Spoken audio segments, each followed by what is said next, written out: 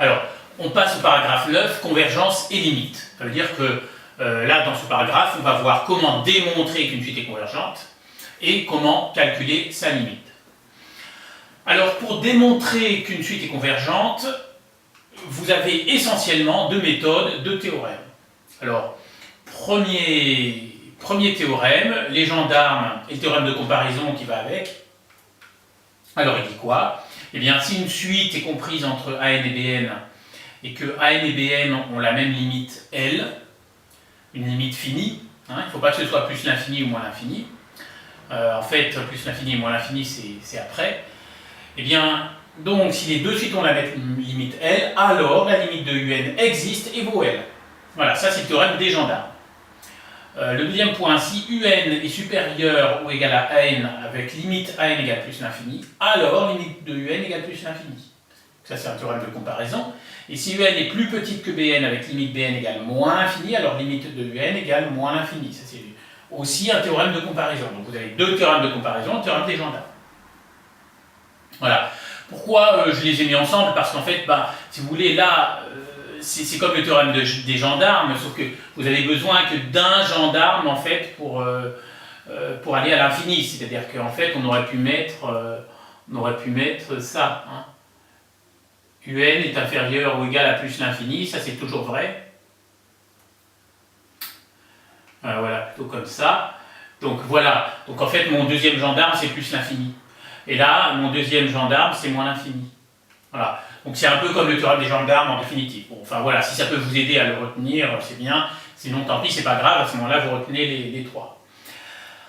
Ensuite, le deuxième théorème, et c'est surtout lui qui tombe, c'est le théorème de convergence monotone. Alors, qu'est-ce qu'il dit le théorème de convergence monotone? Il dit que si UN est croissante et majorée, elle converge. Si UN est décroissante et minorée, elle converge. Alors, d'abord, ça veut dire quoi, majoré et minoré? Alors, je vous ai mis un petit point de vocabulaire. Voilà. Donc, si on a, par exemple, UN inférieur à 36 pour tout n, UN est majoré. Bon. Évidemment, si c'est pas 36 et c'est 50, voilà, ça marche aussi. Hein, donc là, j'ai mis un exemple. Bon. Si on a UN supérieur à moins 54, pour tout n, il faut que ce soit vrai pour tout n, hein, de même que ici, alors UN est minoré. Hein, on peut même être plus précis, ici UN est majoré par 36 et ici UN est minoré par moins 54. Voilà. Et si UN est comprise entre moins 5 et 21, eh bien elle est bornée. Il faut que ça, ce soit vrai pour tout n. Voilà. Une petite parenthèse à ce sujet. Plus généralement, quand on a A inférieur ou égal à B, donc jusqu'en terminale, on dit A inférieur ou égal à B, mais en terminale, on dit B major A, A minor B. Voilà, ça c'est aussi dans la catégorie vocabulaire. Et on dit aussi que A est majoré par A, que B est minoré, non, A est majoré par B, B est minoré par A. On dit aussi que B est un majorant de A, et que A est un minorant de B. Voilà. Donc, enfin voilà, tout ça, ça veut dire A inférieur ou égal à B. Ok. Donc, ça, c'était pour le vocabulaire. Alors, si UN est croissante et majorée, elle converge. Pourquoi? Vous avez une suite qui est croissante. D'accord? Donc, elle monte. Oui, mais en plus, elle est majorée. C'est-à-dire que, par exemple, si elle est majorée par 10, ça veut dire qu'on a 10 et elle n'a pas le droit de monter au-dessus de 10. Hein, elle ne dépasse pas 10 jamais. Donc on voit bien que si elle monte et qu'elle n'a pas le droit de dépasser 10, elle va bien converger. Alors attention, elle ne converge pas forcément vers 10, elle peut converger vers un autre nombre. Hein. Par exemple, là on va dire, là c'est 5, elle peut converger vers 5. Hein. Voilà. Donc ça c'est si elle est croissante et majorée. Si elle est décroissante et minorée, ça donnera ça, donc il y a un mur ici, il y a une barrière, elle ne peut pas descendre en dessous. Et elle décroît. On voit bien qu'elle va forcément converger. Voilà. Donc, je n'insiste pas. En tout cas, il faut connaître ces théorèmes. Alors, au niveau statistique, donc, les théorèmes de convergence, alors sur les 12 sujets de bac, eh bien, moi j'ai repéré que les théorèmes de convergence servaient 6 fois. J'ai peut-être oublié une fois ou deux. En tout cas, théorème de convergence monotone, il fallait l'utiliser 5 fois sur les 12 sujets. Théorème de gendarme et comparaison, il fallait l'utiliser une fois sur les 12 sujets. Donc pas souvent, mais faites attention, par exemple si vous avez des suites dans un QCM, ce sera peut-être plutôt les gendarmes que la convergence monotone, enfin je ne sais pas. En tout cas, il vaut mieux le connaître quand même, hein. C'est pas parce que c'est tombé qu'une fois. Voilà, donc sur 12 fois, vous avez quand même 6 fois où l'un de ces deux théorèmes tombe, donc ça fait quand même une fois sur deux, donc il vaut mieux les connaître, hein. Voilà, donc c'est tout ce que j'ai à dire sur la convergence. Maintenant, sur les calculs de limites, bon, alors dans les 7 formules à connaître, il y a la limite de q puissance n, je vous l'ai remis puisque dans les calculs de limite, c'est lui qui sert, donc voilà, donc la limite de q puissance n, c'est plus l'infini si q est strictement plus grand que 1, c'est 1 si q égale 1, puisque 1 puissance n ça fait 1, c'est 0 si q est strictement compris entre moins 1 et 1, et il n'y a pas de limite si q est inférieur ou égal à moins 1. Par exemple, moins 1 puissance n, ça fait 1, moins 1, 1, moins 1, 1, moins 1, 1, moins 1, etc. Donc il n'y a pas de limite. Voilà. Si vous faites par exemple moins 2 puissance n, moins 2 puissance 0 ça fait 1, moins 2 puissance 1 ça fait moins 2, ensuite 4, moins 8, 16, moins 32. Et donc c'est ça, pour les puissances paires, ça tend vers plus l'infini, pour les puissances impaires, ça tend vers moins l'infini, mais du coup, il n'y a pas de limite. Bon, voilà. Donc, ça, c'était les points de cours sur convergence et limite. Maintenant, on va voir des exemples. Alors, premier exemple qui est juste, en fait, un calcul de limite. Métropole, juin 2013, exercice 4. Alors, au 3D, on devait montrer que la suite UN, vérifier cette formule, donc voilà, une formule explicite, et au petit c, déterminer la limite de la suite UN. Ok. Bon. Alors, pour trouver la limite de la suite UN, donc il faut trouver la limite de ceci. Donc, déjà, la limite de ça. Alors, la limite de ça, c'est donné par la formule limite de q puissance n, suivant les valeurs de q. 2 tiers, c'est strictement compris entre moins 1 et 1, donc la limite de ça, ça fera 0. Hein, voilà. Donc, je commence par écrire ça. Donc, sur ma copie de bac, je mets 3c. Et je commence par mettre limite de 2 tiers à la puissance n égale 0 lorsque n tend vers plus infini.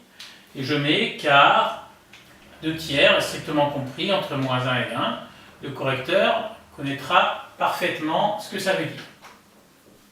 Voilà, parce que ça veut dire c'est du cours. Ensuite, eh bien, je mets,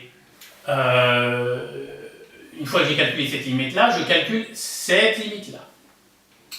Je mets donc la limite de 2 fois 2 tiers à la puissance n, lorsque n tend vers plus infini, ça fait 2 fois 0, je peux mettre sur ma copie 2 fois 0, je ne suis pas obligé, enfin en tout cas ça fera 0. Bon, donc ça la limite 0. Ça la limite, bon c'est pas difficile, la limite de n lorsque n tend vers plus l'infini, c'est plus l'infini. Donc je mets ça, limite de n lorsque n tend vers plus l'infini égale plus l'infini. Puisque ça, la limite c'est 0 et que ça, la limite c'est plus l'infini, au total, 0 plus l'infini, ça fait plus l'infini. Là je mets par addition limite de un lorsque n tend vers plus l'infini égale plus l'infini. Voilà. Les profs ne veulent pas voir 0 plus l'infini égale plus l'infini. Moi je trouve ça un peu idiot, on devrait autoriser à le mettre au moins entre guillemets, mais ils ne veulent pas voir ça, donc vous ne le mettez pas. Voilà. C'est-à-dire là vous mettez limite un égale plus l'infini par addition.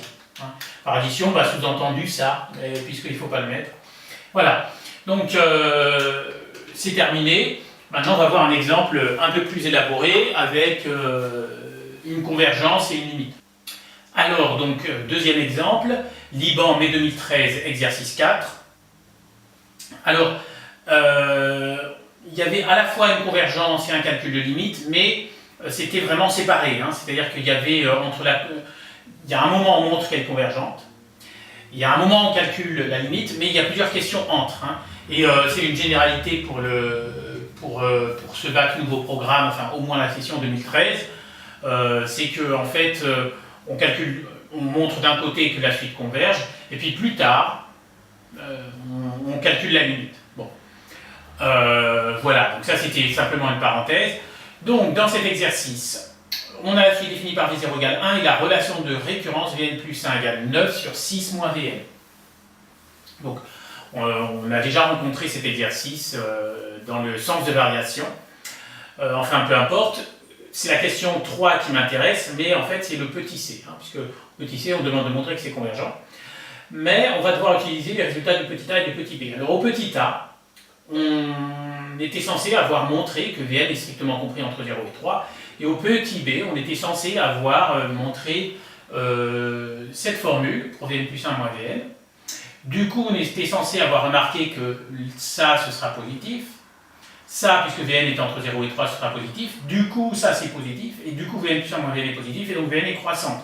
Et donc, on était censé avoir fait la remarque en réponse à cette question, Vn est croissante. Donc voilà. Donc, pour faire le petit c, on a besoin de ces deux ingrédients, c'est-à-dire que d'une part, Vn est croissante, d'autre part, Vn est strictement comprise entre 0 et 3. Et voilà. Et ça suffisait pour montrer que la suite Vn est convergente. Hein, donc il suffisait de mettre les pièces du puzzle en place. Pourquoi cela suffisait? Eh bien, parce qu'il y a un théorème qui s'appelle le théorème de convergence monotone, qui s'applique parfaitement ici, puisqu'on a une suite qui est croissante et qui est majorée par 3. Donc il suffisait de mettre ça sur sa copie. Donc, sur ma copie de bac, je mets donc 3C, Vn est croissante. Alors on peut même mettre d'après en fait c'était au 3b, d'après 3b, et elle est majorée, donc autant préciser, elle est majorée par 3, d'après 3a. Et là, je conclus ainsi,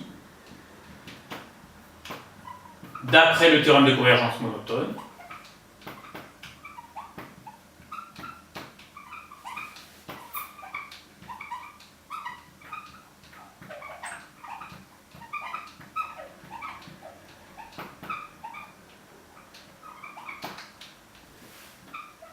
Vn converge. Et voilà, c'est terminé. Bon, il y a certains profs qui n'appellent pas ce théorème le théorème de convergence monotone, ils ne leur donnent pas de nom.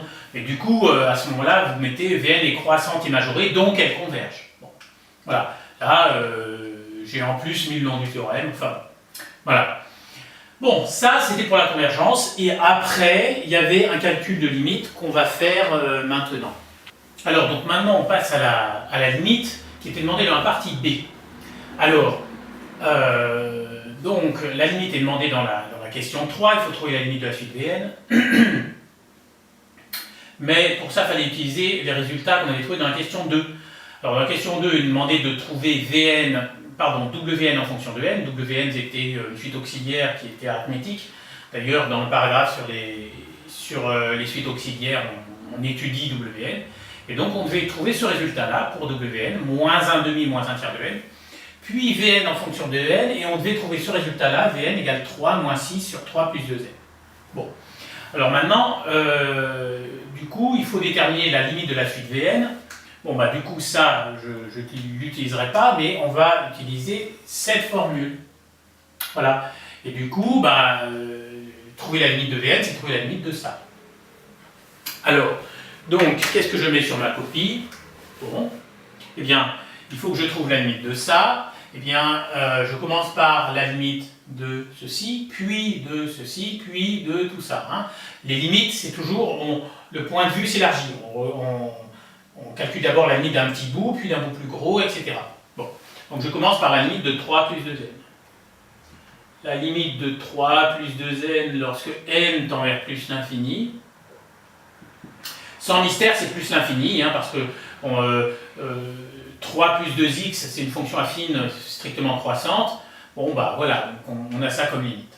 On peut également dire que 2 fois plus l'infini, ça fait plus l'infini, et plus l'infini plus 3, ça fait plus l'infini. En tout cas, bon, comme c'est une limite facile, vous pouvez mettre ça directement. Et là, je mets donc limite de 6 sur 3 plus 2n égale, alors, bah, ça fait 6 divisé par plus l'infini. 6 divisé par plus l'infini, ça fait 0. Voilà. Ok. Et ben maintenant j'ajoute 3. Donc, limite de 3 moins 6 sur 3 plus 2n, eh bien, ça va faire 3 moins 0, c'est-à-dire 3. Voilà. Sinon, vous pouvez également mettre limite de 6 sur 3 plus 2n égale 0, point, par addition, 2 points, limite de 3 moins 6 sur 3 plus 2n égale 3. Voilà. Bon. En tout cas, le principal, c'est de trouver une limite égale à 3. Alors moi, je ne sais pas pourquoi, mais j'ai un certain nombre d'élèves, au début, les calculs des limites, voilà, ils disent que ça fait 0, donc ça, la limite, c'est 0. Bon. Non, hein, là, c'est pas une multiplication, hein, c'est une soustraction. Donc la limite, ce sera 3. Hein, faites attention à ça. Je ne sais pas pourquoi. Il y en a pas mal qui ont ce petit bug. C'est pas tout le monde, mais enfin, bon, voilà. Donc faites attention. La limite, c'est 3. Alors en plus, dans cet exercice-là, il y avait une conjecture. Et on demandait des conjectures, donc il fallait conjecturer. En fait, il y avait des termes de la série qui étaient donnés, et puis ça finissait à 2,97. Donc là, la conjecture, ça pouvait être la suite converge soit vers 3, soit, à la limite, on pouvait mettre que ça converge vers 2,97, mais bon, en tout cas, la limite, ça ne pouvait pas être 0, hein, vu ce qui se profilait. Donc voilà, donc après, ce que je veux dire, c'est qu'après avoir fait votre calcul de limite, si on vous a demandé de faire des conjectures, regardez si c'est cohérent. Voilà. Puis tant qu'à faire, si vous avez mis que la conjecture, c'est que la limite c'est 2,97, vous prenez votre effaceur, vous effacez le 2,97, vous mettez 3 à la place. Même si normalement, on ne va pas vous enlever des points à cause de ça. Voilà, donc regardez le sujet si vous ne l'avez pas sous les yeux, si vous voulez comprendre un peu ce que je dis, mais enfin voilà. De toute façon, donc, pour récapituler, dans mon calcul de limite, voilà, je fais du petit au grand, j'élargis le point de vue. Quand j'additionne 3, je ne mets pas que ça fait 0, je mets que ça met 3. Je mets que ça fait 3, et puis voilà, mon calcul de limite, il est bon. Voilà, donc ça termine cet exemple.